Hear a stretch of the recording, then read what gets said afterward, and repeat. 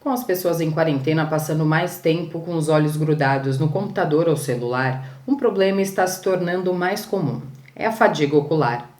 Veja como minimizar esse desconforto na visão. Depois de passar horas com o olhar fixo nas telas, não tem jeito.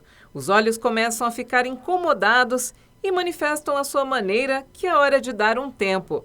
Afinal, os sintomas da fadiga ocular incomodam bastante. Os principais sintomas são, assim, você pode ter essa fadiga, né, nos olhos, o olho ficar vermelho, pode lacrimejar um pouco, pode ter uma sensação de corpo estranho, pode ter também um pouquinho de cefaleia, mas é muito pouco essa cefaleia, é mais a questão da ardência ocular, o olho vermelho, lacrimejar um pouco, e a gente não sabe direito o que que é, mas é porque nós ficamos muito tempo com os olhos abertos e nós piscamos menos, né? Então, os smartphones, os tablets, faz com que o computador também, nós piscamos menos.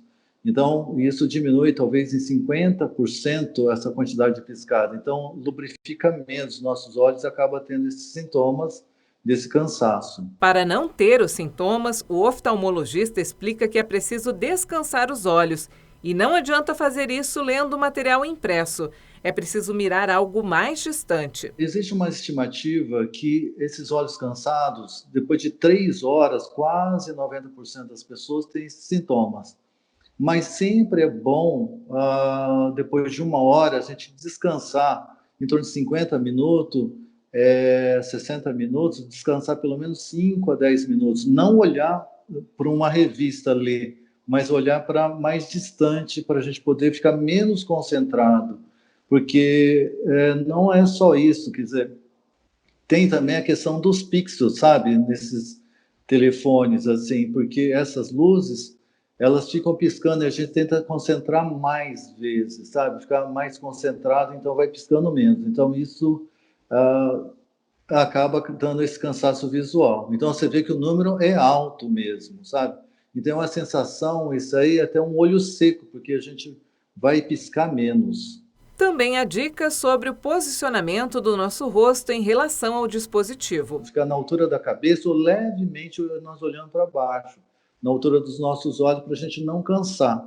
Então, esse é o tempo também que nós ficamos, porque quem trabalha e quem está em casa também ficou muito mais tempo na frente desse dispositivo. Então, o que eu estava comentando, a gente está aqui, nós piscamos menos, e a posição também, e a posição com que utiliza, e às vezes a gente fica muito próximo, e o ideal é que fica entre 40 a 70 centímetros, 75 centímetros do dispositivo.